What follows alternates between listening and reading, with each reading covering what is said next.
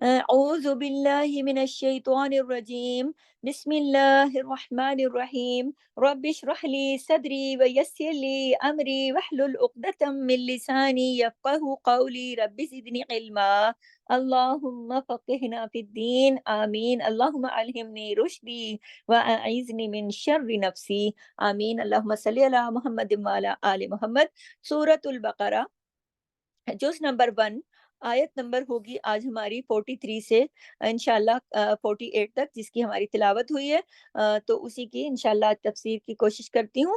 تو آیت نمبر 43 کو 43 سے سٹارٹ ہے، دیکھیے، وَأَقِیمُوا الصَّلَاةَ، اور قائم کرو نماز، وَآتُوا الزَّکَاةَ، اور ادا کرو زکوٰۃ، وَارْکَعُوا، اور رکوع کرو، مع الراکعین، ساتھ رکوع کرنے والوں کے، یعنی کہ واقعی الصلاۃ، اور نماز قائم کرو، اور آتوا الزکوٰۃ، زکوٰۃ ادا کرو، ورکعوا مع الراکعین، اور رکوع کرنے والوں کے ساتھ رکوع کرو۔ کتنے احکام آ گئے اس آیت کے اندر؟ اس آیت کے اندر 3 احکامات آ گئے۔ سب سے پہلا حکم کون سا ہے اس میں؟ پہلا ہے نماز قائم کرو۔ واقیم الصلاۃ کا کیا مطلب ہے؟ نماز قائم کرو۔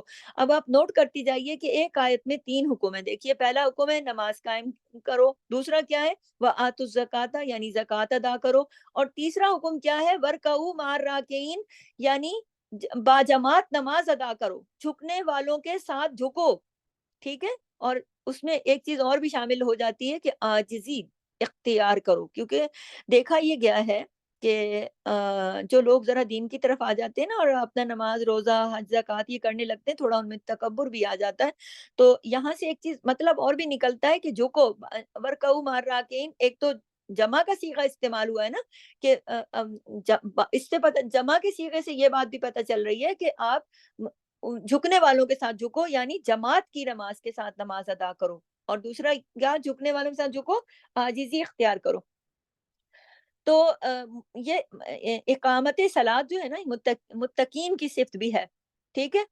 اور اقامت صلاۃ کی جو میں شامل کیا کیا چیزیں ہیں؟ سب سے پہلے ہے طہارت، نوٹ کر لیں اپنے پاس، طہارت بہت ضروری ہے، پھر وقت کی پابندی بہت ضروری ہے، تو یہ چیزیں اس میں شامل ہیں، اور پھر تیسری چیز ہے کہ نماز کے ارکان کی بالکل پابندی کے ساتھ، اور چوتھی چیز ہوتی ہے کہ کچھ جیسے یہ چیزیں جو ہے نا، اوقات کی پابندی یا طہارت، یہ باہر کی چیزیں، اور کچھ اندر کی چیزیں، مثلا رکوع ہے، سجدہ ہے، قعود ہے، یعنی یہ تشہد، یہ سب جو ہیں، تو کوئی بھی چیز چھوڑنی نہیں ہوگی، اگر ایک بھی چیز چھوٹ گئی تو پھر نماز نہیں ہوگی، تو نماز سے پہلے اور نماز کے اندر کی جو شرطیں ہیں، ان کو پورا کرنا لازمی ہے، ضروری ہے، ٹھیک ہے؟ اس کے علاوہ ایک اور چیز بھی ہے نماز کے لیے، وہ ہے خشوع۔ خشوع کیا ہوتا ہے؟ یہ اقامت صلاۃ کا سب سے بڑا حصہ ہے یہ بھی۔ اور ایک چیز، خشوع کے اوپر جانے سے پہلے میں آپ کو ایک چیز اور بھی، کہ لباس بھی ٹھیک ہونا چاہیے، سطر مطلب ڈھانپ کے اچھی طرح نماز کو ادا کرنا چاہیے، یہ بھی بہت ضروری ہے۔ اور خشوع بھی بہت ضروری ہے، خشیت کے ساتھ، یعنی کہ اللہ کے خوف کے ساتھ، اللہ کے ڈر کے ساتھ نا، تو یہ جو نماز ادا کرنی چاہیے۔ اچھا، دوسرا حکم ہے اس کے اندر زکوٰۃ کا، کہ پہلا ہے نا کہ اقیم الصلاۃ، دوسرا ہے وآتوا الزکاۃ، یعنی ایک خاص مال کے اندر سے، زکوٰۃ کس کو کہتے ہیں؟ ایک خاص جو مال ہوتا ہے، وہ ایک خاص مدت تک اگر کسی کے پاس رہتا ہے، یعنی سال گزرنے کے بعد آپ نے اس کے اندر ایک خاص اماؤنٹ جو ہے لے کر اور مستحقین تک دینا، یہ کہلاتا ہے زکوٰۃ۔ مثلاً اگر 7.5 تولے سونا ہے تو یہ خاص ہو گیا نا، خاص مخصوص مال ہو گیا، تو پھر اس کے اوپر زکوٰۃ ہوگی، وہ بھی کتنی؟ 2.5%، 1 سال کے بعد، اور پھر وہ حساب کے ساتھ ہی نکالنی پڑے گی، نہ کم نہ زیادہ، اور دینا کس کو ہے؟ مستحق کو دینا ہے، تو یہ ضروری عمل ہے۔ تو زکوٰۃ کی ادائیگی کے لیے بھی 3 چیزیں ضروری ہیں نا، کہ بھئی ایک چیز کیا؟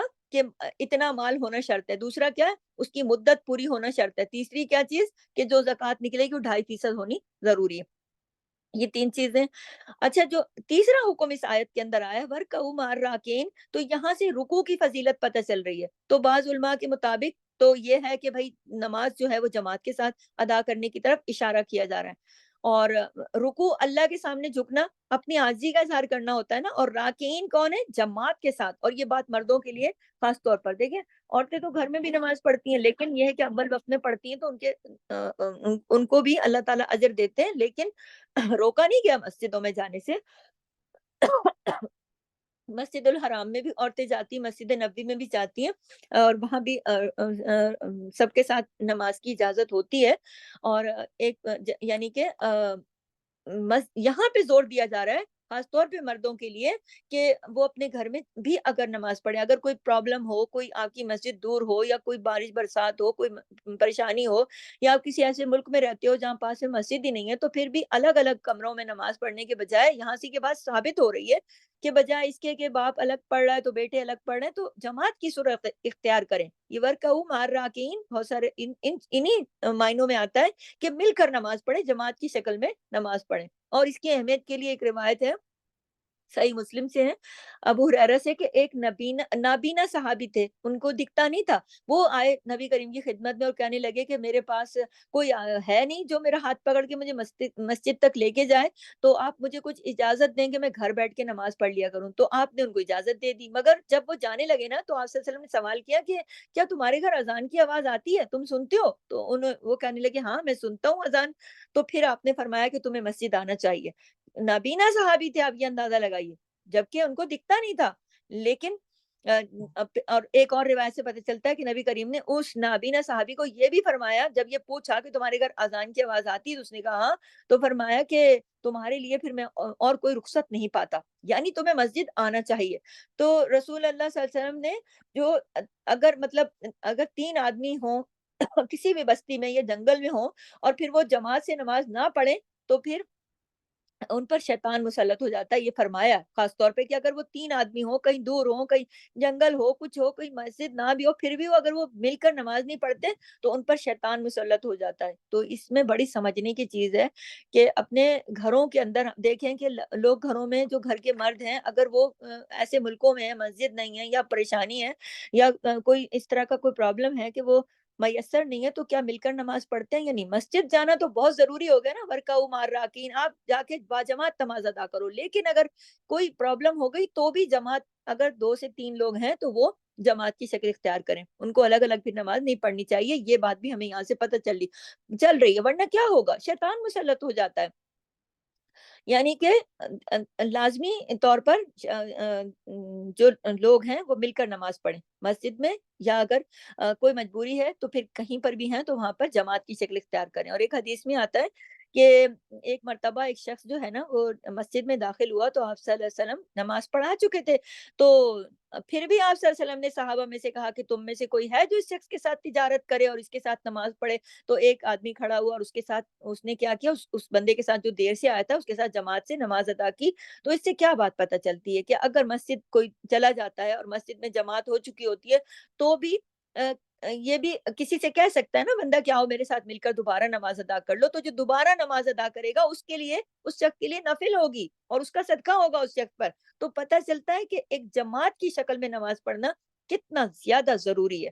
تو مسلم کی حدیث میں آتا ہے، ابن مسعود فرماتے ہیں کہ حدیث میں ہے، حدیث یہ ہے کہ ہم میں سے کوئی بھی جماعت سے پیچھے نہیں رہتا تھا سوائے منافق اور بیمار کے، یعنی 2 لوگ جو ایسے ہوتے تھے وہ شریک نہیں ہوتے تھے، جب اگر وہ بیمار ہوتے تھے یا پھر وہ منافق ہوتے تھے تو وہ نہیں آتے تھے، ان کو جماعت کے ساتھ کوئی غرض نہیں تھی۔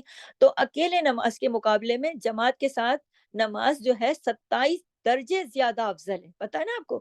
اقیم الصلاۃ میں جو شرطیں ہیں ان میں مردوں کے لیے خاص طور پر یہ شرط رکھی گئی کہ وہ جماعت کے ساتھ نماز ادا کریں، ورکعوا مع الراکعین، یعنی جھکنے والوں کے ساتھ جھکو، ٹھیک ہے؟ تو یہ حکم جو ہے یہاں دیکھیے کہ ہم جو یہ مضمون پڑھ رہے ہیں، بنی اسرائیل کو پیچھے مخاطب کیا گیا تھا نا آیت نمبر 40 سے، یا بنی اسرائیل اذکروا نعمتی التی، یاد کرو، یہ پورا اسی مضمون کے اوپر بات آ رہی ہے۔ تو یہ حکم بنی اسرائیل کے لیے ہے تو یہ ہمارے لیے، قرآن تو ہمارے لیے ہے نا، قرآن تو پھر بتایا یہ جا رہا ہے کہ بنی اسرائیل کو بھی یہ حکم دیا گیا تھا، تو پھر جب قرآن تو ہمارے لیے ہے نا، امت محمدیہ کے لیے اور دنیا کے آخری انسان، تمام بنی نوع انسان کے لیے، تو سب کو باجماعت نماز ادا کرنی چاہیے۔ اور زکوٰۃ کے بارے میں بھی یہ حکم ہے، اور کہ بھئی زکوٰۃ ادا کرو، تو ہر مسلمان پر بھی یہ فرض ہے کہ وہ زکوٰۃ اس طریقے سے ادا کرے۔ اور اس آیت کے جو 3 اہم حکم ہیں، نماز جماعت کے ساتھ، زکوٰۃ پوری ادائیگی کے ساتھ شرائط کو پورا کرتے ہوئے، اور جھکنے والوں کے ساتھ جھکو، یعنی عاجزی اختیار کرو، نماز کی پابندی بھی کرو اور نماز جماعت کے ساتھ بھی کرو اور عاجزی کا اظہار بھی کرو۔ تو جو ہماری اگلی آیت ہے، اتأمرون، کیا تم حکم دیتے ہو، اتأمرون الناس بالبر، کیا تم لوگوں کو نیکی کا حکم دیتے ہو، وتنسون، اور تم بھول جاتے ہو، انفسکم، اپنے نفسوں کو، وانتم حالانکہ تم تتلونا تم تلاوت کرتے ہو الکتاب کتاب کی افلا تعقلون کیا پھر نہیں تم عقل سے کام لیتے. تو دیکھیے کہ اتامرون الناس بالبر تو تم لوگوں کو نیکی کا حکم دیتے ہو لوگوں کو کہتے ہو کہ نیک کام کرو. یہ کس کو خطاب کیا جا رہا ہے؟ بنی اسرائیل سے. کیوں؟ اس لیے کہ بنی اسرائیل کے کچھ علماء تھے کہ وہ کیا کرتے تھے لوگوں کو تو وہ بہت نیکی کے کاموں کی دعوت دیتے پھرتے تھے اور کہتے تھے سچائی کا ساتھ دو حق کا ساتھ دو. اور جب سچائی سامنے آ گئی اللہ کے سچے نبی سامنے آ گئے قرآن سامنے آ گیا تو خود ہی ان سے پیچھے ہٹ گئے. تو یہاں ان کو کہا جا رہا ہے کیونکہ وہ نبی کی مخالفت پر اتر آ گئے تھے نا تو یہاں ان کو کہا جا رہا ہے خاص طور پہ اتأمرون الناس بالبر تم لوگوں کو نیکی کا حکم دیتے ہو وتنسون انفسکم اور تم خود بھول جاتے ہو اپنے آپ کو. اتأمرون میں جو حمزہ ہے نا حمزہ کیوں کہا اس کو کہ جب بھی الف کون سا ہوتا ہے وہ جو خالی ہوتا ہے جس کے اوپر کوئی زیر زبر جزم نہیں ہوتی لیکن جب الف کے اوپر حرکت ہوتی ہے کسی بھی قسم کی زیر زبر جزم تو یا جیسے یہاں پر زبر ہے تو یہ حمزہ ہو جاتا ہے تو اس کو اس لیے میں حمزہ کہہ رہی ہوں. تو یہ جو اتأمرون کا حمزہ ہے یہ ڈانٹ کے لیے ہے یعنی کہ اتأمرون الناس بالبر تم لوگوں کو حکم دیتے ہو نیکی کا اور خود کو تم بھول جاتے ہو. تو یہ لوگوں سے جو تم باتیں کرتے ہو اور خود اپنے معاملے میں تم بھول جاتے ہو وانتم تتلون الکتاب اور تم پڑھتے ہو کتاب یعنی کہ ڈانٹنے والا انداز اختیار کیا اللہ تعالیٰ نے. تو ظاہر بات ہے نا کہ جب تم کتاب پڑھتے ہو تو سب سے پہلے تو اس کی آواز تم خود سنتے ہو نا تو تم سنتے ہو تو عمل کیوں نہیں کرتے ہو؟ تم لوگوں کو تو نیکی کا حکم دینے پہنچ جاتے ہو. تو تلاوت کرتے ہو کتاب کو پڑھتے ہو کتاب تمہارے سامنے ہے تمہاری ان کی اپنی کتابوں میں بھی تو ذکر تھا نا اللہ کے نبی کا آخری نبی آئیں گے قرآن آئے گا ان کی کتابوں میں تھا نا. تو پھر یہ یہ جانتے بوجھتے اللہ کے سچے نبی کا انکار کر رہے تھے حق کا انکار کر رہے تھے اور دوسروں کو نیکیوں کی دعوت دے رہے تھے. تو اللہ تعالیٰ نے بتایا کہ تم تو خود سب کچھ جانتے ہو اس کے بعد تم خود تو عمل نہیں کر رہے ہو خود تو تمہیں کوئی اپنے لیے تو تم بھول جاتے ہو جبکہ تم نے کتاب پڑھ رکھی ہے اور دوسروں کو تم نیکی کا حکم دیتے ہو.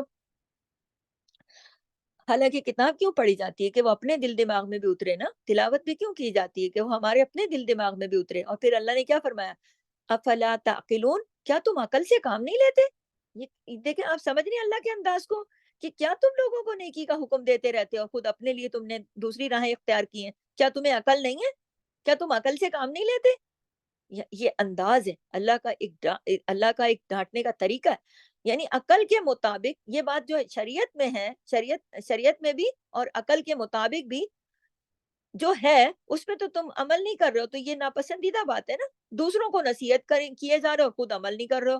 تو آپ غور کریں کہ عقل بھی اس بات کو اگر ہم عقل سے بھی سوچیں نا تو عقل بھی اس بات کو ٹھیک قرار نہیں دیتی. انسان کا اپنا ضمیر بھی جو ہے نا وہ بھی ملامت کرتا ہے کب جب وہ دوسروں کو تو نصیحت کرتا رہے لیکن خود وہ عمل نہ کرے. تو کیا کرنا ہے پھر یاد رکھیے بلکہ نوٹ کیجئے کہ نصیحت کا اثر اس وقت ہوتا ہے جب بندہ خود عمل کرتا ہے. نصیحت کا اثر بھی نہیں ہوتا جب بندہ خود عمل نہ کرے. تو حدیث میں آتا ہے مسلم کی حدیث ہے کہ اپنے نفس سے آغاز کرو پہلے اس پر صدقہ کرو اور اگر بچ جائے کچھ کچھ تو پھر گھر والوں پر. تو اس سے ترتیب پتہ چلتی ہے نا پہلے خود اور پھر اپنے نفس اور پھر اس کے بعد یعنی ہر چیز کی ترتیب پتہ چلتی ہے کہ اپنے آپ کو پہلے ٹھیک کرو. تو اسی سلسلے میں ایک واقعہ ہے اسی سے ریلیٹڈ استادوں نے سنا ہے اور کتابوں میں پڑھا ہے کہ ایک یہودی بچہ تھا آپ صلی اللہ علیہ وسلم کی بڑا پیار کرتا تھا وہ ایک طرح سے آپ کا خادم تھا. تو وہ بیمار ہو گیا بالکل اور پھر ملنے بھی نہیں آیا بہت دنوں تک. تو نبی کریم کو پتہ چلا وہ بیمار ہے تو وہ نبی کریم اس کے گھر تشریف لے گا دیکھنے کے لیے طبیعت اس کی. تو قریب حالت اس کی پہنچی پڑی تھی کہ بالکل ماری جائے. تو نبی کریم صلی اللہ علیہ وسلم نے اس کو اسلام کی دعوت دے دی اور اس کو کہا کہ بچے تو کلمہ پڑھ لے. تو بچے نے کیا کیا کہ اپنے باپ کی طرف دیکھا کہ میں کیا کروں مطلب نبی سے پیار بھی کرتا تھا وہ بچہ پھر باپ بھی وہاں موجود تھا. تو باپ نے کہا مسلمان ہو جاؤ اور بچہ جو تھا اسی وقت مسلمان ہو گیا کلمہ پڑھا اور پھر اس کے ساتھ ہی وہ فوت ہو گیا. تو آپ صلی اللہ علیہ وسلم نے کیا فرمایا الحمدللہ یعنی اللہ کا شکر ہے کہ اس کو اللہ نے میری وجہ سے آگ سے بچا لیا. تو اس بچے کے باپ نے اپنے بیٹے سے کہا تھا نا کہ اپنے بیٹے کو جواب دیا تھا کہ جب بیٹے نے باپ کی طرف دیکھا تھا نا تو باپ نے جواب دیا تھا ابو القاسم کی بات مان لو. ہمارے نبی کو کہا تھا ابو القاسم کہ ابو القاسم کی بات مان لو مسلمان ہو جاؤ. لیکن وہ باپ خود مسلمان نہیں ہوا تھا. تو ایسے بہت سے لوگ ہیں نا کہ دنیا میں جو دوسروں کو تو نیکی کا حکم دیتے ہیں مگر خود نہیں کرتے. مثلاً بعض ماں باپ ہیں بچوں کو تو بہت کہتے ہیں نماز پڑھو، روزے رکھو، یہ کرو وہ کرو، مگر خود نہیں کرتے. ہر کوئی نہیں، ایک کوئی کوئی، کہیں کہیں. تو ایسا بھی ہوتا ہے، ایسا بھی دیکھنے میں آیا نا. تو یہاں یہ خاص طور پہ بتاتی چلوں کہ دیکھیے لوگ اکثر یہ بھی پوچھتے ہیں نا کہ ہمیں کوئی طریقہ بتاؤ، ہم نے بچوں کی تربیت کیسے کرنی ہے. تو یہاں پر ایک چیز نوٹ کر لیں، بچوں کی تربیت کا نسخہ. یہ لگائیں ہیڈنگ اور لکھیں آگے کہ بچوں کی تربیت کا نسخہ سب سے بہترین یہ ہے کہ اگر آپ چاہتے ہیں کہ وہ اچھے بچے بنے، تو پھر ان کو نصیحت آپ کرنا چاہتے ہیں تو آپ کو پہلے خود عمل کر کے دکھانا ہوگا. ہر وہ چیز جو آپ چاہتے ہیں کہ وہ آپ کے بچے کے اندر موجود ہو، وہ نیکی کا کام وہ کرے، تو پھر آپ نے اس کو کر کے دکھانا ہے. تو کیا ہوگا؟ اس پر اثر ہوگا. اور اگر آپ خود وہ کام کریں کوئی نہ، اور اس کو آپ کر کے دکھائیں کوئی نہ، تو وہ کبھی بھی نہیں، اس کو صرف منہ سے زبان سے کہتے نہ، خود کوئی اور راستہ اختیار کرے تو وہ نہیں کرے گا. تو بچوں کو صرف کہتے رہنے سے تھوڑی وہ کریں گے. کیوں؟ اس لیے کہ ان کو تو رول ماڈل چاہیے ہوتا ہے نا. وہ چاہتے ہیں کہ کوئی رول ماڈل تو ہو سامنے. آج ہمارا جو معاشرہ پستی کا شکار ہوا، کیوں؟ تو اس لیے ہمارے بچوں کی اصلاح کیوں نہیں ہو رہی؟ زیادہ تر مسلم معاشرے میں بچے جو ہیں وہ کیوں؟ اس لیے کہ ان کے پاس رول ماڈل نہیں ہے. ان کو پتہ نہیں ہے کہ ہم نے کس کو فالو کرنا ہے. ان کے پاس رول ماڈل اس طرح کا ہے نہیں دین کا. تو پھر دینا پڑے گا نا، ماں باپ کو دینا پڑے گا کہ کوئی ایسا ہو کہ جو سچ بولنے والا ہو، نیکی کرنے والا ہو. تو یہ مثالیں عملی طور پر کر کے دکھانی ہوں گی نا، تو پھر ان کے اوپر اچھا اثر پڑے گا انشاءاللہ. تو وہ بہت کچھ سیکھیں گے. تو اس آیت کے اوپر دوبارہ آتی ہوں کہ اس آیت میں بنی اسرائیل کو ڈانٹا جا رہا ہے. اتأمرون الناس، تم لوگوں کو، اتأمرون الناس بالبر، لوگوں کو تم نیکی کا حکم دیتے ہو، وتنسون انفسکم، خود کو تم بھول جاتے ہو، وانتم، حالانکہ تم، تتلون الکتاب، کتاب پڑھتے ہو. کون سی؟ ان کی کتاب میں بھی تو نبی کا ذکر تھا نا. افلا تعقلون، کیا تم عقل نہیں رکھتے؟ تو ڈانٹا جا رہا ہے نا. تو ان کے علماء کو خاص طور پر ڈانٹا جا رہا ہے. اوروں کو تو نصیحت کرتے ہو جبکہ تم خود عمل نہیں کرتے ہو، حالانکہ تم کتاب پڑھتے ہو، اور کتاب پڑھ کر ساری سچائی تمہیں پتہ چل گئی ہے. تمہاری کتابوں میں ہر چیز لکھی ہے، پھر بھی وہ پڑھنے کے بعد بھی تم سچائی سے پر یقین نہیں کر رہے ہو، اور پھر تم الٹا دوسروں کو تم نیکی کی باتیں بتا رہے ہو.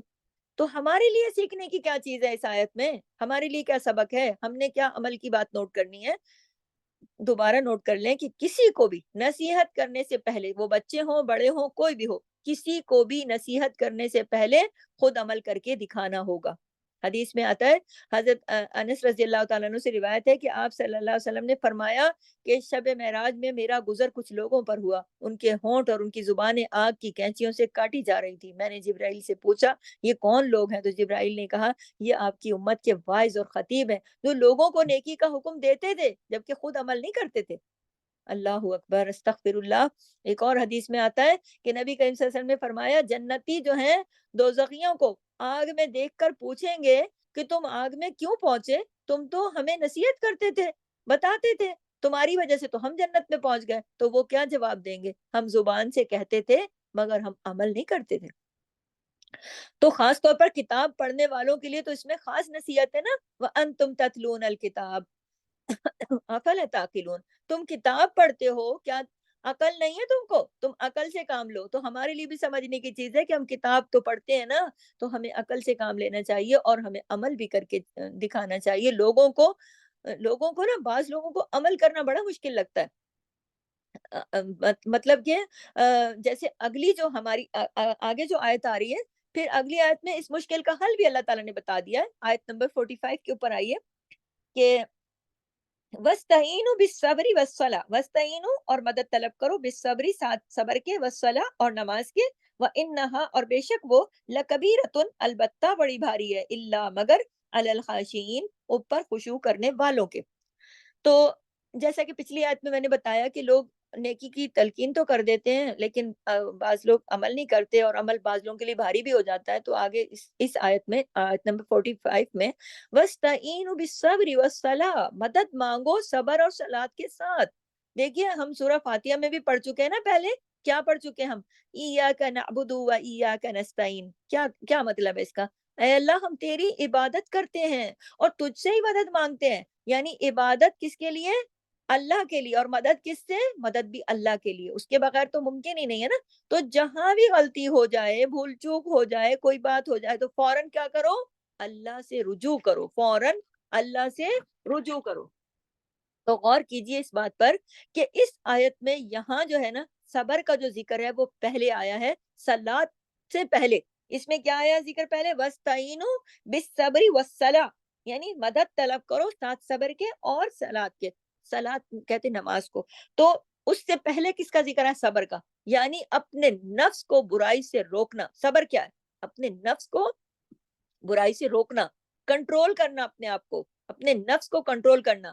یعنی جہاں بھی یہ لگے کہ یہ کام اللہ کی مرضی کے خلاف ہے اور یہ اللہ کی حدیں ٹوٹ رہی ہیں، تو وہاں اپنے آپ کو روک لینا، کنٹرول کر لینا، اور نہیں کرنا کوئی بھی ایسی بات، کوئی بھی ایسا کام کہ جس سے اللہ ناراض ہو۔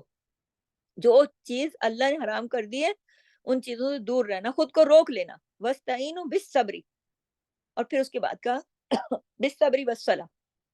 اچھا بعض اوقات کیا ہوتا ہے، صبر بھی مشکل ہو جاتا ہے، تو پھر کیا کریں؟ پھر صبر کے لیے بھی اللہ ہی سے مدد مانگنی ضروری ہے۔ بعض لوگ کہتے ہیں صبر نہیں آتا، اب کیا کریں؟ اس کے لیے حل یہ ہے کہ صبر کے لیے اللہ ہی سے مدد مانگنا ضروری ہے۔ اللہ سے مدد مانگیں گے، اللہ تعالیٰ صبر دے گا، کہ اللہ مجھے صبر دے، یہ مدد ہے نا۔ تو حدیث میں آتا ہے کہ جو صبر کرنا چاہے گا اللہ اس کو صبر دے گا، اور اس کے لیے خصوصی طور پر پھر کیا کرنا ہے؟ نماز کی ادائیگی کر کے دعا کرنا ہے۔ کوئی بھی غم ہو، کوئی بھی خوف ہو، کوئی بھی بات ہو، اس سے نکلنا ہے، کسی بھی پریشانی سے نکلنا ہے، کیا کرنا ہوگا؟ اللہ کی طرف رجوع کرنا ہوگا، اور پھر دعا کرنی ہوگی۔ آپ کو سمجھ آ رہی ہے؟ پہلے لفظ آیا صبر کا، کہ اپنے آپ کو روک لو، اپنے نفس کو روک لو، پھر آیا صلات کا، بھول چوک ہو جائے، غلطی ہو جائے، یا پھر اس کے علاوہ یہ بھی نوٹ کر لیں، کوئی غم ہو، کوئی پریشانی ہو، کوئی خوف ہو، کوئی کسی قسم کا بھی چھوٹا بڑا کوئی مسئلہ ہو، کیا کرنا ہے؟ اللہ کی طرف رجوع کرنا ہے۔ اس کو انڈر لائن کریں، اس جملے کو، اللہ کی طرف رجوع کرنا ہے، اللہ سے اور پھر نماز ادا کرنی ہے، نماز پھر حاجات پڑھ کے پھر دعا کرنی ہے۔ نبی کریم صلی اللہ علیہ وسلم کا یہی طریقہ تھا، یہ سنت طریقہ ہے نا، کہ نبی کریم صلی اللہ علیہ وسلم پر جب بھی کوئی مشکل آئی فوراً وہ نماز کی طرف دوڑتے تھے، فوراً جا کر دو نفل نماز ادا کرتے تھے، اور حاجت کے لیے پھر وہ اللہ سے دعا کرتے تھے۔ تو آپ دیکھیں کہ نماز میں تلاوت ہے نا، سجدہ ہے، رکوع ہے، سب کچھ ہے نا۔ تو بعض لوگ کیا ہوتا ہے کہ کچھ لوگ تو جو ہے نا وہ تو ہر مشکل وقت میں نماز ادا کرتے ہیں، کوئی بھی پریشانی ہوتی ہے، کچھ ہوتا ہے تو وہ نفل پڑھتے ہیں، حاجت پڑھتے ہیں، دعا کرتے ہیں اللہ سے، اللہ کے سپرد کر دیتے ہیں، اللہ کے حوالے کر دیتے ہیں۔ لیکن کچھ لوگ جو ہیں وہ نہیں بھی کرتے، ہر حال میں دکھ ہو، غم ہو، پریشان ہو، خوف میں ہو، غم میں ہو، بیٹھے رہتے ہیں، ہاتھ پہ ہاتھ رکھ کے، ان کے لیے نماز پڑھنی بھاری بن جاتی ہے، بھاری ہو جاتی ہے۔ تو آگے اسی آیت نے فرمایا وَإِنَّهَا لَكَبِيرَةٌ، اور بے شک وہ البتہ بڑی بھاری ہے ان کے لیے، اللہ مگر علی الخاشعین، اوپر خشوع کرنے والوں کے۔ تو بعض لوگ تو ہر حال میں نے کہا نا اللہ سے رجوع کرتے ہیں، اللہ کی طرف دوڑتے ہیں، بھئی یہ مصیبت آ گئی، یہ جلدی نماز پڑھو، نفل پڑھو، حاجت کرو، دعا کرو، اللہ ہم پر یہ غم آ گیا، ہم پر یہ مصیبت آ گئی، تو ہی ہمیں صبر دے، ہمیں اس سے نکال، یا جو بھی مشکل ہے۔ لیکن بعض لوگ ہر طرح کے حالات میں بس بیٹھے رہیں گے کہ کوئی اب ہم کیا کریں۔ تو پھر یہاں سے سمجھنا ہے وَإِنَّهَا لَكَبِيرَةٌ، اور بے شک البتہ نماز بڑی بھاری ہے، اللہ نے بتا دیا بھاری ہے، اللہ مگر علی الخاشعین، خاشعین کے لیے نماز آسان ہے۔ اللہ علی الخاشعین، اللہ نے بتا دیا کہ جو لوگ نہیں پڑھتے ان کے لیے تو پھر بھاری ہے نا، مگر جو خاشعین ہیں ان کے لیے نماز آسان ہے۔ خاشعین کون ہے؟ خشوع کرنے والے۔ خشوع کیا ہوتا ہے؟ خشوع کہتے ہیں، لکھ لیجیے اپنے پاس، دل کے ٹھہراؤ کا نام خشوع ہے، جو اللہ کے ڈر اور اللہ کی عظمت کی وجہ سے دل میں آتا ہے، اور یہ ڈر نماز میں بھی چھلکتا ہے، نظر آتا ہے۔ اور پھر نماز کے علاوہ بھی انسان کی زندگیوں میں اللہ کا جو ڈر ہے، جو اللہ کی عظمت کا ڈر ہے، جو اللہ کی بڑائی کا ڈر ہے، اللہ کی قدرت کے اوپر جو ہے کہ اللہ سب چیزوں پر قادر ہے، وہ سب بڑائی، خدائی، کبریائی ساری اسی کی ہے، یہ پھر خاشعین کی نماز میں بھی چھلکتا ہے، اور نماز کے علاوہ ان کی زندگیوں میں بھی یہ چیز چھلکتی ہے۔ تو اس میں ایک مثال ہے عروہ بن زبیر کی، کہ یہ مدینے کے 7 فقہا میں سے ایک ہیں، تابعین میں سے، یعنی صحابہ کے بعد جو جنریشن ہے نا ان میں سے ہیں۔ تو ان کے ایک دفعہ ان کے پاؤں پر کوئی آبلہ پڑ گیا، اور نوبت بڑھتے بڑھتے یہاں تک آ گئی کہ پاؤں کاٹنے کی نوبت آ گئی۔ تو آپ کو پتہ ہے اس زمانے میں اتنی زیادہ ترقی نہیں تھی کہ اینستھیزیا وغیرہ دے کے بے ہوش کر کے اور ان کا آپریشن کیا جاتا اور ان کی پیر کاٹا جاتا، اور اس طرح تو بڑا تکلیف دہ معاملہ سامنے آ گیا۔ کاٹنے والی چیز کی مطلب پیر کاٹنے والی چیز کی وہ سہولتیں نہیں تھی نا جو آج سہولتیں ہیں۔ تو پھر ان سے جب کہا گیا کہ آپ کا پیر تو کاٹنا پڑے گا، تو انہوں نے کیا کہا؟ انہوں نے کہا ٹھیک ہے آپ کاٹیے، مگر نماز کے وقت کاٹنا، نماز کے وقت کاٹنا، اس لیے کہ آپ یہ دیکھیے کہ وہ اللہ کے، ان کے دل میں اتنا شدید اللہ کا تعلق، اللہ کے خوف کی وجہ سے، بڑائی کی وجہ سے، حالت نماز میں اتنا شدید تعلق اللہ سے تھا کہ جب وہ اللہ کے دربار میں تھے، حاضر تھے، تو دوسری طرف وہ ان کو پھر تمام چیزیں بھول جاتی تھی۔ تو اتنی توجہ، اتنی شوق اور اتنی دلچسپی اور اتنی یکسوئی سے نماز پڑھتے کہ باقی کوئی احساس ان کو باقی نہ رہتا۔ اس لیے انہوں نے کہا کہ میرا پیر اگر کاٹنا ہے تو نماز میں کاٹنا۔ اللہ اکبر کبیرہ۔ آج اگر ہم اپنا جائزہ لیں کہ ہمارے اندر یہ کیفیت ہے کہ نہیں، اگر نہیں ہے تو کیوں نہیں ہے؟ اس لیے کہ ہمارا دل جو ہے نا دوسری چیزوں کی طرف اٹکا رہتا ہے، دوسری چیزوں کی طرف، نماز کے اندر بھی پھر اسی اعتبار سے خشوع کم ہو جاتا ہے، کیونکہ اگر ہم اللہ کے دربار میں کھڑے ہیں، آپ یہ سوچئے کہ آپ دنیا کے کسی ایسے کسی بھی دنیاوی جو ہستیاں ہیں ان کے دربار میں کھڑے ہو، کسی بڑے آفیسر کے آگے، تو اس وقت آپ کی توجہ ادھر ہوگی یا کدھر ہوگی؟ اور پھر وہ تو بادشاہوں کا بادشاہ، وہ تو شہنشاہوں کا شہنشاہ، اس سے بڑی ہستی تو کوئی ہے نہیں، وہ تو علی کل شیء قدیر ہے، وہ تو خالق و مالک ہے۔ اس کے دربار میں نماز کے لیے کھڑے ہو تو پھر خشوع جو ہے، اسی دل جو ہے، جھکاؤ جو ہے، شوق جو ہے، دلچسپی جو ہے، یکسوئی جو ہے، توجہ جو ہے، ساری ادھر ہی ہونی چاہیے نا۔ تو وہ ہیں لوگ جن کی ہوتی ہے، وہ کون ہوتے؟ خاشعین، کیونکہ ان کے اندر خشوع ہوتا ہے۔ تو ہمارے ہاں اب ہم اس بات کو سن کر اپنا موازنہ کریں کہ بھی ہمارے ذہنوں میں اتنا کچھ بھرا ہوا ہوتا ہے، اتنی چیزیں ہوتی ہیں کہ نماز میں کھڑے ہوتے ہیں تو بھی خیالات پیچھے چل رہے ہوتے ہیں، یہ کرنا ہے، وہ کرنا ہے، وہ کرنا ہے، یہ کام ہے، وہ کام ہے، نماز سے پہلے والے کام بھی چل رہے ہوتے ہیں اور نماز کے بعد والے کاموں کی لسٹ بھی چل رہی ہوتی ہے۔ تو ہم خاشعین ہیں کہ نہیں؟ ہم نے اپنا جائزہ لینا ہے کہ ہم واقعی نماز میں خشوع چاہتے ہیں، اگر، اور ہمارا یہ ارادہ ہے کہ ہم نماز میں خشوع چاہتے ہیں، تو اس کے لیے کیا ضروری ہے؟ نوٹ کر لیں اپنے پاس، بہت ضروری بات بتا رہی ہوں۔ اگر، اور ہمارے نماز میں خشوع ہونا چاہیے کیونکہ ہم اللہ کے دربار میں کھڑے ہوتے ہیں، نماز کے اندر اللہ کے سامنے کھڑے ہوتے ہیں، تو ضروری کیا ہے کہ ہم اپنے دل کو پہلے اللہ کی طرف لے جائیں پوری طرح، کیونکہ نماز ایک ایسا آئینہ ہے کہ جس میں ہم دن میں 5 مرتبہ دیکھ سکتے ہیں کہ اللہ سے ہمیں کتنی محبت ہے، اللہ سے ہماری محبت کا عالم کیا ہے، یہ ہمیں نمازوں کی کیفیت سے نظر آ سکتا ہے، ہر بندے کو اپنی نماز سے۔ تو انسان کی زندگی اللہ کی مرضی کے مطابق کب ہوگی؟ جب اس کی نماز درست ہوگی۔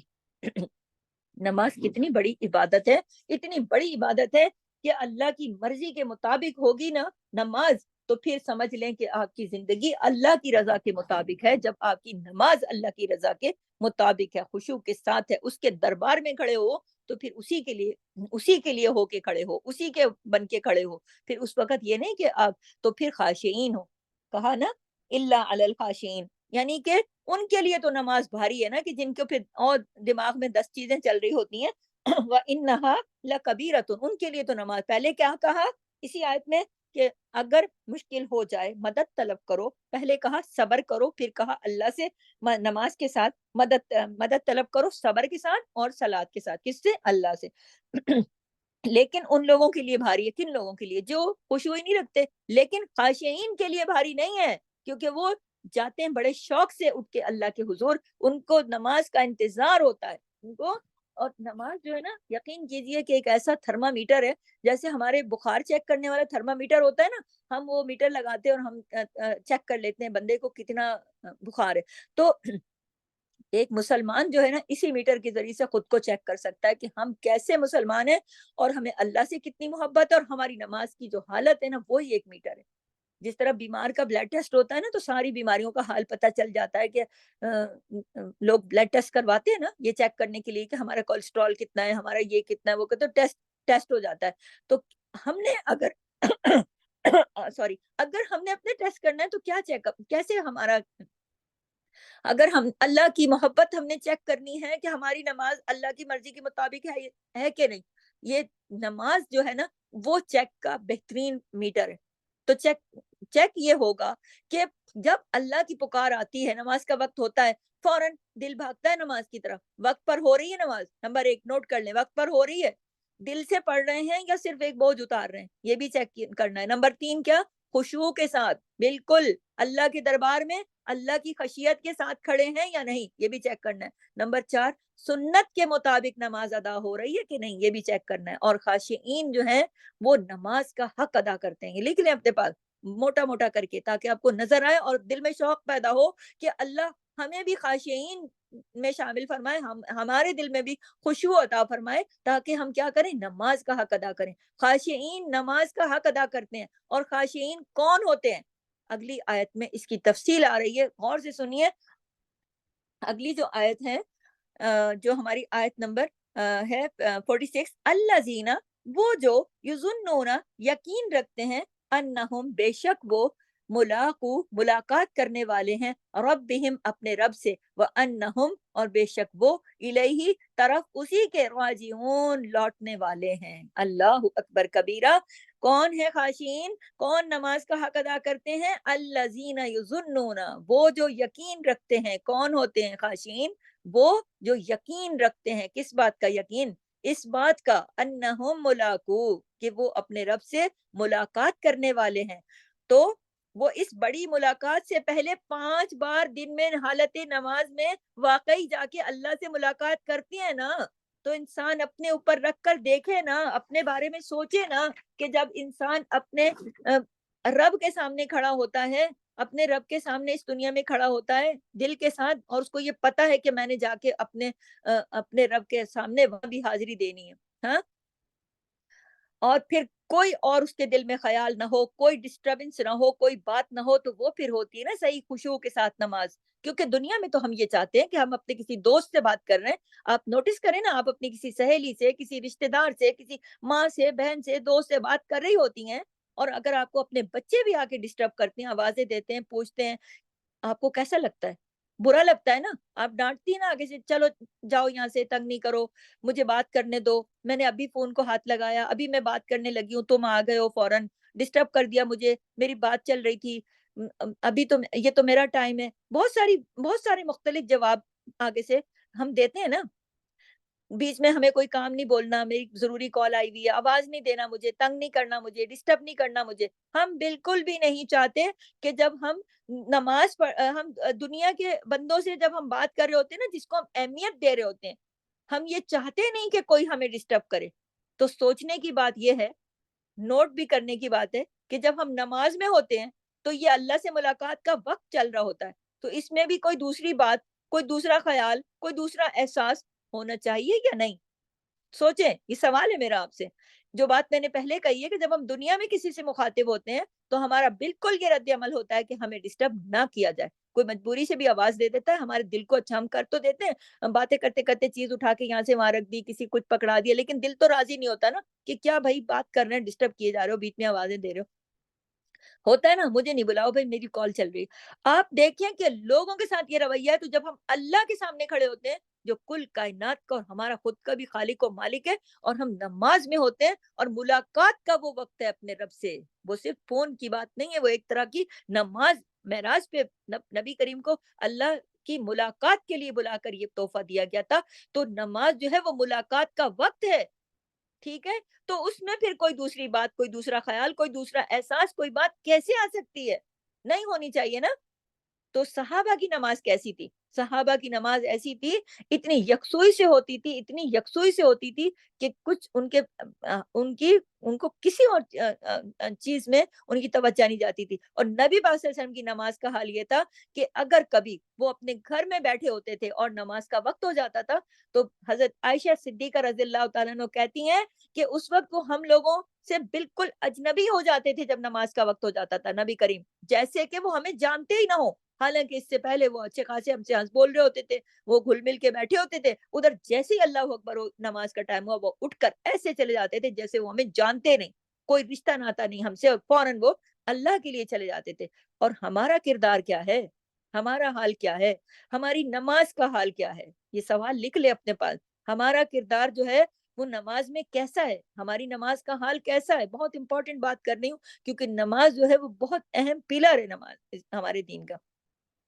تو ہم نے جائزہ لینا ہے خود کا۔ اور دیکھیں قرآن جب ہم سنتے ہیں نا، چیزیں ہم سنتے ہیں، اچھی اچھی چیزیں ہمارے سامنے کھل کے آتی ہیں، تو ہم نے سب سے پہلا کام عمل ہی کرنا ہوتا ہے۔ تو ہم نے اپنی نماز کا جائزہ لینا ہے، خود کا جائزہ لینا ہے، نہ صرف جائزہ لینا ہے، اپنی غلطیوں کو ٹھیک کرنا ہے، سوچنا ہے۔ اور یہ کہ ہمارے تو کام ہی اتنے ہوتے ہیں نا جو ختم ہونے کا نام ہی نہیں لیتے۔ نماز سے پہلے بھی کام چل رہے ہوتے ہیں، نماز کے بعد بھی کام چل رہے ہوتے ہیں، نماز کے اندر کام یاد آ رہے ہوتے ہیں۔ اب میں جلدی سے نماز پڑھ لوں، جلدی سے میں یہ کر لوں، جلدی سے میں وہ کر لوں، پہلے میں نے جلدی سے میں یہ کر لوں، پھر جاؤں گی نماز پڑھنے۔ پھر اچھا بھائی پہلے کام نپٹاتے نپٹاتے اینڈ پہنچا دیا، پھر اس کے بعد اینڈ پہنچا دیا نماز کے ٹائم کو، پھر اس کے بعد نماز کے اندر چلے گا، پھر سوچنے لگ گیا جلدی نہیں نماز پڑھ لوں تو میں اس کے بعد یہ کروں گی، یہ کروں گی، یہ کروں، اس کے اندر بھی کام نہیں ختم ہو رہا ہے۔ ہوتا ہے نا بعض دفعہ، بعض جگہوں پہ، سب جگہ پہ نہیں، لیکن معاشرے کی پکچر دکھانی پڑتی ہے۔ دکھائیں گے نہیں، ہم اپنی غلطیوں کو خود پکڑیں گے نہیں تو ہم نکالیں گے کیسے؟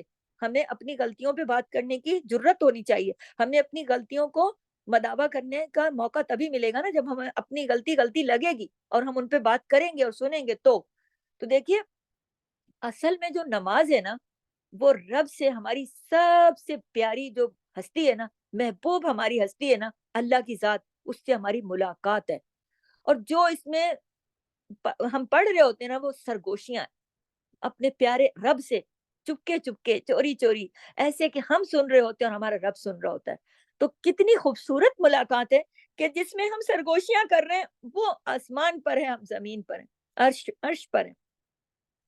وہ کہاں اور ہم کہاں، اور وہ ہمارا رب ہے، اور ہم اس سے ملاقات کر رہے ہیں، ہم اس کے سامنے کھڑے اور ہم اس سے سرگوشیاں کر رہے ہیں اور وہ سن رہے ہیں۔ تو اگر اس خیال کے ساتھ نماز پڑھی جائے گی کہ یہ میرے رب سے ملاقات کا وقت ہے، یہ میری سرگوشیوں کو وہ سنے گا۔ اور یاد رکھیے کہ اگر اللہ کی ملاقات پر دل سے نہیں جایا جائے گا نا، تو یاد رکھیے کہ پھر دل سے اگر نہیں جایا جائے گا تو پھر کیا فائدہ؟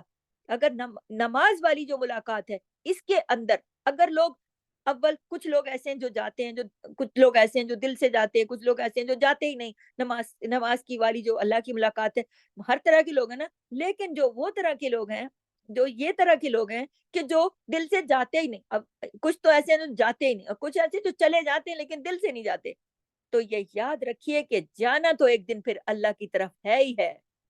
کیوں؟ اللہ تعالیٰ نے اس آیت میں آگے بتا دیا نا، اگلا جو حصہ ہے وہ بتا رہے ہیں نا، الذین یظنون انہم، خشوع کرنے الذین، وہ جو یقین رکھتے ہیں بے شک اس بات کا کہ ملاقات کرنے والے ہیں ربہم، اپنے رب سے۔ اور آگے بتا دیا کہ وانہم الیہ راجعون، بے شک وہ طرف اسی کے لوٹنے والے ہیں۔ اسی آیت میں بتا دیا اللہ تعالیٰ نے کہ ان کا دل نماز کو چاہتا ہے یا نہیں چاہتا، وہ نماز پڑھتے ہیں دل سے یا نہیں پڑھتے، وہ دل سے ملاقات کرتے ہیں یا نہیں کرتے۔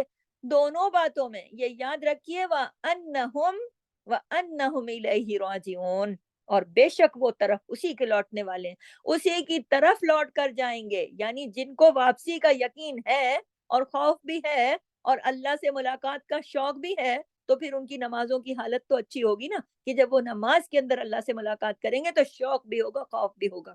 ہاں، لیکن جو نہیں کرتے وہ بھی یاد رکھیں کہ آج اس نماز میں آپ ملاقات کرنے نہیں آ رہے ہو، لیکن ملاقات تو آپ کی ہونی ہے، لوٹ کر تو وَأَنَّهُمْ إِلَيْهِ رَاجِعُونَ، لوٹ کر تو جانا ہے آپ نے نماز کی طرف۔ تو سورہ انشقاق میں بھی اللہ فرماتا ہے کہ اے انسان، تو کشاں کشاں اپنے رب کی طرف جانے والا ہے اور تو اللہ سے ملاقات کرے گا۔ تو خاشعین وہ لوگ ہیں جن کو اللہ کی ملاقات کا یقین ہے، یظنون کہا گیا نا کہ الذین یظنون، جو یقین رکھتے ہیں کس بات کا، انہم، کہ وہ ملاقات کریں گے۔ تو ہمارے لیے کیا سبق ہے؟ ہم نے کیا چیز نوٹ کی، ہم نے کیا سیکھا اس آیت سے؟ نوٹ کریں اپنے پاس کہ ہمارے لیے سبق یہ ہے کہ نماز کو اچھا بنانے کے لیے آخرت کی یاد بھی بہت ضروری ہے۔ اگر آپ اپنی نماز کو خوبصورت، خشوع والی، خضوع والی اچھی نماز بنانا چاہتے ہیں تو یاد رکھیے کہ انہم الیہ راجعون، اللہ کی طرف لوٹ کے جانا ہے۔ آخرت کی ملاقات کا، آخرت کی یاد بہت زیادہ ضروری ہے۔ اور دوسری کیا چیز ضروری ہے؟ اللہ کی ملاقات کا شوق بہت ضروری ہے. اس لیے ہمیں دیکھنا یہ ہوگا کہ دنیا میں ہمیں کس سے ملاقات کا شوق ہے، انتظار کس کی ملاقات کا ہے. جو بھی ہو، جو بھی ہو، اس میں ہمارے لیے سبق ہے نا ملاقات کے شوق کا. جو میں آپ کو ایک بتا رہی نا کہ ملاقات کی ہونے کا ایک شوق ہوتا ہے. آپ ذرا سوچیں نا، دنیا میں کسی کی ملاقات کا شوق ہوتا ہے، عموماً لڑکیوں کو ماں کے گھر جانا ہوتا ہے، بھئی جلدی جلدی کام نپٹا رہی ہوتی ہے، میں امی کے گھر جا رہی ہوں، یا اور بھی بہت سارے ملاقات کے شوق ہوتے ہیں، ننیال ددیال یہ وہ دوست سہیلیاں. وہی ہوتا ہے نا رشتے دار ہے باپ، ملاقات ہوتی ہے. بھائی ملاقات کا ایک شوق ہوتا ہے، آپ ذرا اس کو ذہن میں لائیں. بہت ساری چیزیں ہوتی ہیں کہ انتظار ہوتا ہے ملاقات کا، اور پھر ملاقات کا شوق بھی ہوتا ہے. ہاں، تو اس شوق سے کیا ہوتا ہے کہ اللہ سے ملاقات سے بڑھ کر بھی کوئی ملاقات ہے بھلا؟ ہاں، اللہ کی طرف جانے کا جو شوق ہے پھر وہ بھی تو اس سے بڑھ کر ہونا چاہیے نا. جب اللہ کی ذات سب سے بڑھ کر ہے تو پھر اللہ سے ملاقات کا شوق بھی سب سے بڑھ کر ہونا چاہیے.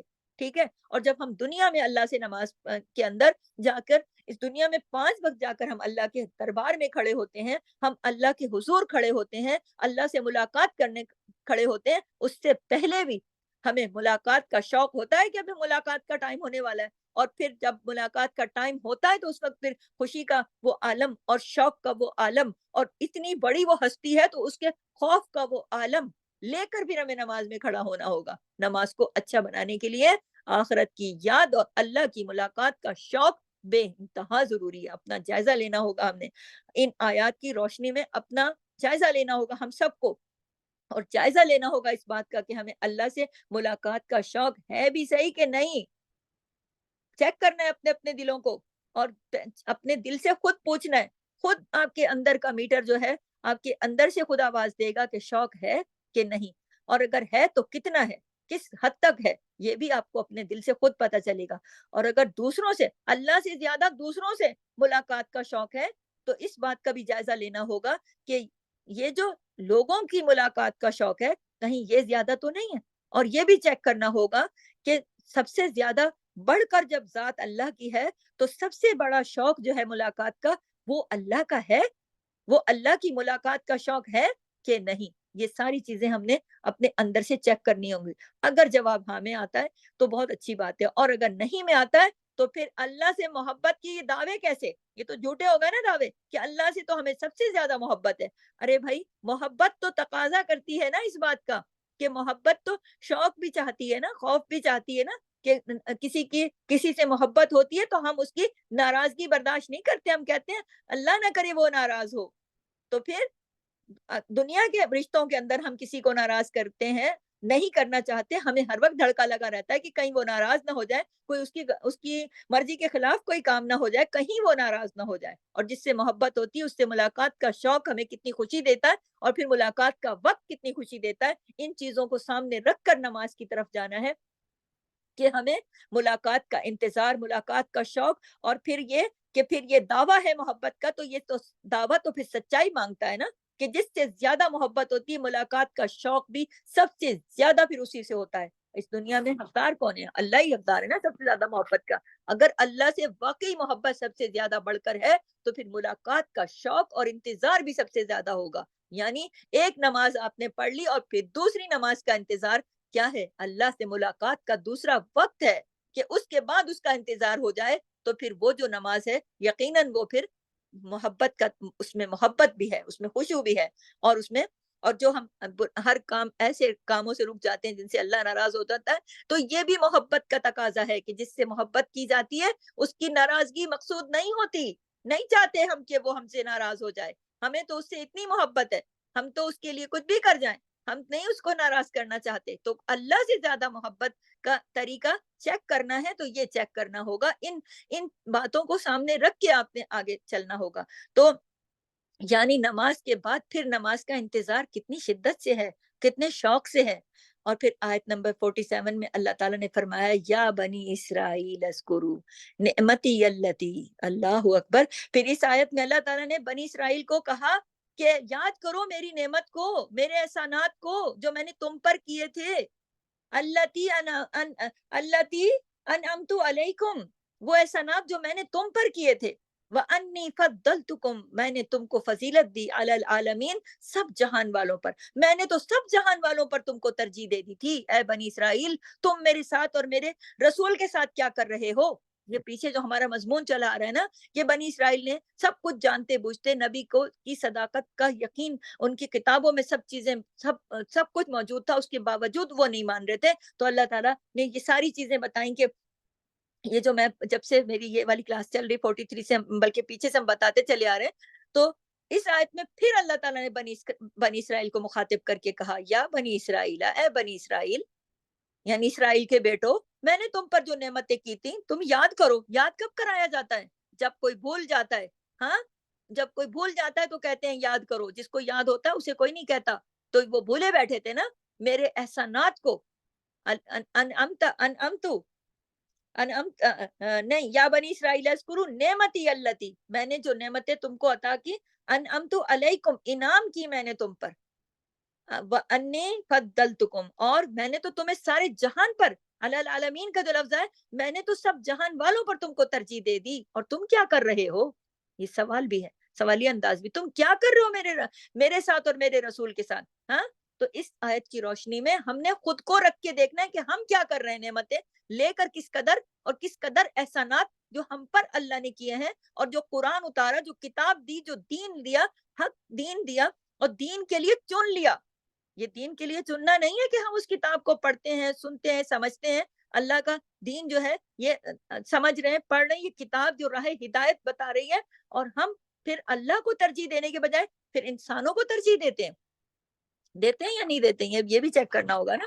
تو اللہ نے فرمایا وَأَنِّي فَضَّلْتُكُمْ، میں نے تمہیں چن لیا، یعنی اللہ نے چنا ہے، تو کیا ہم نے بھی کبھی اس بات کو سوچا ہے کہ اپنی خوشی سے تو ہم نے تو اللہ کو اپنی خوشی سے چنا ہے یا نہیں؟ اللہ نے تو ہمیں چنا ہے نا، کیا ہم نے تو اپنی خوشی سے اللہ کو چنا ہے کہ نہیں؟ سمجھ رہی بات کو؟ فَضَّلْتُكُمْ کا مطلب ہے دوسروں پر ترجیح، تو اس نے تو ہمیں ترجیح دی ہے دوسروں پر، اب دوسروں پر تو دی ہے، تو دیکھنا کیا ہے؟ دیکھنا یہ کہ کیا ہم نے بھی اس کو ترجیح دی ہے دوسروں پر؟ یعنی ہم دوسرے کام کر رہے ہیں، اللہ کی پکار آ گئی تو ہم بھاگ گئے، اللہ کی طرح ملاقات کا ٹائم ہو گیا، ہم تو جا رہے ہیں، تو دوسروں کو تو پھر ترجیح نہیں ہے نا، پھر اللہ کو ترجیح دی ہے۔ تو یہ سوال ہے آپ سب کے لیے، اور پھر میرا اپنے آپ سے بھی یہ سوال ہے کہ اگر ترجیح سب سے زیادہ اللہ کو نہیں دی، اگر ترجیح سب سے زیادہ اللہ کو نہیں دی، تو پھر کیا ہے؟ تو پھر اگلی آیت پر آ جائیے 48 کے اوپر، کہ وَاتَّقُوا، تو پھر کیا کرو؟ ڈرو۔ پھر اللہ نے فرما دیا اگلی آیت 48 میں، وَاتَّقُوا، تو ڈرو، یومن، اس دن سے، کس دن سے؟ یعنی قیامت کے دن سے، لا تجزی، کوئی نہیں کام آئے گا، لا تجزی نفس عن نفس شیئا، جب کوئی نفس کسی کے کام نہیں آئے گا، تو ہم نے کیا کرنا ہے؟ ہم نے اپنا جائزہ لینا ہے نا، کہ ہم اللہ کو ترجیح کیوں نہیں دے رہے ہیں؟ دینا چاہیے نا، تو پتہ کیا چلے گا؟ انسانوں کی وجہ سے، انسان کہ ہمارے، یعنی کہ انسانوں کے ساتھ ہمارا رویہ کیسا اور اللہ کے ساتھ کیسا ہے، چیک کرنا ہے نا اپنے دلوں کو۔ تو ہمارے دلوں میں اگر ہر وقت انسانوں کی یاد بسی ہوئی ہے، انسانوں کے ہی کام بسے ہوئے ہیں، اور عموماً گھروں میں دیکھا گیا نا، بھائی فلانا بچہ یہ نہیں کھاتا، وہ نہیں کھاتا، میں اس کے لیے یہ پکا رہی ہوں، وہ پکا رہی ہوں، یہ کر رہی ہوں، وہ کر رہی ہوں، فلانا اسی بات پہ ناراض ہوتا ہے، اس پہ راضی ہوتا ہے، اس پہ خوش ہوتا ہے۔ اگر ہماری زندگی صرف انسانوں کی یاد میں رہے گی، انسان ہمارے دلوں میں بستے رہیں گے، تو پھر اللہ کی یاد تو پیچھے چلی جائے گی نا، ہاں۔ تو انسانوں کی یاد جو ہے نا، وہ اگر ہر وقت چاہی رہے گی، تو پھر کیا ہوگا؟ اللہ کی یاد پھر کب ہوگی بھائی؟ ذکر قرآن کی تلاوت کب ہوگی؟ یہ اللہ کا ذکر ہے، نماز اول وقت میں کب پڑھی جائے گی؟ زبان پر اللہ کا ذکر، اللہ کے حکم احکام، یہ تو پھر یہ کیسے ممکن ہوں گے؟ لیکن ہمیں ایک بات اچھی طرح نوٹ کر لینی چاہیے کہ کوئی بھی انسان ہمیں روز قیامت کام نہیں آئے گا، یہ اللہ نے اس میں بتا دیا، کوئی بھی اللہ کے عذاب سے نہیں بچا سکے گا۔ کیوں؟ اللہ نے اس میں بتا دیا کہ وَاتَّقُوا، ڈرو، یومن، اس دن سے، لا تجزی، نہیں کوئی کام آئے گا، نفسن، کوئی نفس، ان نفسن، کسی نفس کے، شیئن، کچھ بھی، اور پھر آگے بتا دیا ولا یقبل منہا، اور قبول اور نہ قبول کی جائے گی اس سے شفاعتن، کوئی سفارش، ولا، اور نہ یؤخذ، لیا جائے گا، منہا، اس سے، عدل، کوئی بدلہ، ولا ہم ینصرون، اور نہ وہ مدد کیے جائیں گے۔ اللہ اکبر۔ اور یعنی کہ ولا یقبل منہا شفاعت، نہیں اس دن کوئی سفارش قبول کی جائے گی۔ کس دن کی بات ہو رہی ہے؟ آخرت کے دن کی بات ہو رہی ہے، بڑی کھڑکھڑانے والی بات ہو رہی ہے، بڑی توجہ سے سننے والی، دلوں میں اترنے والی اور اس پر عمل کرنے والی بات ہو رہی ہے، اپنے آپ کو سدھارنے والی بات ہو رہی ہے۔ وَلَا يُقْبَلُ مِنْهَا شَفَاعَةٌ، اللہ اکبر۔ اللہ فرما رہا ہے اس دن کسی کی سفارش قبول نہیں کی جائے گی، اس دن ہمارے کسی بھی پیارے کی سفارش بھی قبول نہیں ہوگی، کوئی دوسرا کسی کے حق میں سفارش نہیں کر سکے گا اور نہ قبول ہوگی۔ ولا یؤخذ منها عدل، اور اگر کوئی معاوضہ دینا چاہے گا، کوئی بدلہ دینا چاہے گا، یعنی کہ ہمارے گناہوں کے برابر تم یہ لے لو اور وہ نہیں نہیں نہیں، ایسا کچھ بھی نہیں ہوگا، کچھ بھی قبول نہیں کیا جائے گا۔ ولا ہم ینصرون، اور مدد اگر کوئی کرنا چاہے گا بھی تو نہیں کر سکے گا۔ یہ سب بنی اسرائیل کو کہا گیا اور یہ ہمارے لیے سبق ہے، کیونکہ یہ بنی نوع انسان کے لیے یہ آخری آسمانی پیغام ہے، یہ آخری میسج ہے، یہ آخری کتاب ہے۔ اس کے بعد کوئی نہیں آنے والا نبی، نہ کتاب اور نہ کوئی سبق دینے والا اور نہ کوئی راہ ہدایت دکھانے والا۔ تو کیا کرنا ہے، جب اس بات کو اپنے اپنے ذہن میں بٹھا لینا ہے کہ روز قیامت نہ کسی کی سفارش اللہ قبول کریں گے، نہ کسی کے گناہوں کے کوئی گناہ معاوضے پہ چھٹیں گے، اور نہ کسی سفارش پہ چھٹیں گے، اور نہ کسی مدد پہ چھٹیں گے۔ یہ سب کے لیے ہے۔ تو ہم سب کو بھی سخت ضرورت ہے کہ ہم سب کے سب اپنی آخرت کے دن سے ڈریں، ان کے لیے اس دن کے لیے جس دن کے کوئی کسی کی سفارش قبول نہ ہوگی۔ اور ہمیں یہ اچھی طرح یاد رکھنا ہوگا کہ کوئی انسان کسی دوسرے انسان کے کام نہیں آ سکے گا، نہ اولاد، نہ شوہر، نہ ماں باپ، نہ دوست، نہ احباب، نہ کزن، نہ ملنے والے، کوئی کسی کے کام نہیں آئے گا۔ آج جو ہم وقت برباد کرتے پھرتے ہیں نا، یہ میری فلاں ہے، یہ ہے، وہ ہے، مجھے اس کو ٹائم دینا، اس کو ٹائم دینا ہے، لیکن دیکھنا یہ نا، پوری پیچھے ہم بات کر چکے نا کہ ہم نے اپنی ترجیحات دیکھنی ہے کہ ہماری ترجیحات کس کے اوپر ہیں، اور پھر اگر اللہ سے ہٹ کر ترجیحات ہیں تو پھر یہ چیزیں کام نہیں آئیں گی، یہ لوگ کام نہیں آئیں گے، یہ دوست احباب، یہ فضول کی محفلیں، یہ فضول کی چیزیں، یہ جو وقت برباد کرنے والی، یہ کام کوئی نہیں آئے گا، نہ کوئی بچا سکے گا، اور نہ ہی کسی کی سفارش قبول ہوگی، اور نہ ہی کوئی بدلہ قبول ہوگا، کچھ بھی نہیں۔ بلکہ ہوگا کیا، ہر انسان کو وہی ملے گا جو اس نے کیا ہوگا۔ کہاں پر؟ اس دنیا میں۔ جس نے جو کمایا ہوگا وہی اس کے ہاتھوں میں ہوگا۔ کہاں کمایا ہوگا؟ آج، ابھی جو اس نے اس دنیا میں کمایا ہوگا، اور جس نے جو کچھ کیا ہوگا غلط، اسی کی پکڑ ہوگی، جس نے کیا ہوگا اسی کی پکڑ ہوگی۔ کیوں؟ کسی دوسرے کی پکڑ نہیں ہوگی، اور نہ کوئی دوسرا بچا سکے گا۔ اس کی مثال یوں سمجھیے کہ نبی اکرم صلی اللہ علیہ وسلم نے خود اپنی پھوپھی سے فرما دیا، اے صفیہ پھوپھی، اے میری پیاری پھوپھی، اور اے میری پیاری بیٹی فاطمہ، میں اللہ کے ہاں تمہیں نہیں بچا پاؤں گا، یعنی وہاں کی سہولت کے لیے اپنے آپ کو خود تیار کرو، وہاں پہ اپنی سہولت کے لیے اپنے اعمال سے خود تیار کرو۔ دنیا میں تو آپ مجھ سے جو لینا ہے لے لو، جو مانگنا ہے، جو کام ہے، مگر وہاں میں کسی آپ کے کام نہیں آ سکوں گا۔ یہ اپنی پیاری پھوپھی سے کہا، اپنی پیاری بیٹی سے کہا کہ میں کسی کام نہیں آؤں گا، جو کرنا ہے اپنی تیاری یہاں کر لو۔ تو ہم سب کو معلوم ہے نا، ہم سب کو معلوم ہے نا، پکا یہ بات پتا ہے نا۔ اپنے پیچھے پلٹ کے دیکھے نا، اپنے باپ، اپنے پیچھے دادا دادا کے پیچھے جو ان کے ماں باپ تھے، نہ ان کے پیچھے ماں باپ، ہم اپنی پچھلی جنریشن کہاں چلے گئے، سب واپسی ہو گئی نا سب کی اللہ کی طرف۔ تو ہماری بھی واپسی اسی طرف ہونی ہے۔ یہ یہ سچ تو روزے روشن کی طرح عیاں ہے نا، یہ تو سب کو پتا ہے نا کہ واپسی اس طرف ہونی ہے۔ ہمارا انجام کیا ہے؟ موت۔ اللہ کی طرف موت کیا ہے؟ اللہ کی طرف روانگی، اللہ سے ملاقات ہے نا، اس بات کا یقین۔ تو ہر چیز سے بڑھ کر اسی بارے میں ہمیں سوچنا ہوگا، ہمیں فکر کرنی ہوگی کہ ہم نے جانا ہے، ہر پل ہم نے یاد رکھنا ہوگا، ہم نے ہر صورت لوٹ کر جانا ہے، ہمیں اس سے اور اپنے رب کی طرف جانا ہے، اور اپنے رب سے ملاقات کرنی ہے، جہاں کوئی بھی کام نہیں آئے گا، جہاں کوئی سفارش قبول نہیں کی جائے گی، جہاں کوئی ہمیں بچانے والا نہیں ہوگا۔ اگر اللہ سے ملاقات کرنی ہے تو آج اللہ کو راضی کرنا ہوگا، اللہ سے اچھے سے ملاقات کرنی ہے تو آج اللہ سے جو ملاقات ہے، نمازوں میں جو ملاقات ہے، اس کو بھی اچھا کرنا ہوگا۔ اسی کے ساتھ یہاں سے اجازت چاہتی ہوں۔ سبحانک اللہم و بحمدک، نشہد ان لا الہ الا انت، نستغفرک و نتوب الیک۔ السلام علیکم ورحمۃ اللہ۔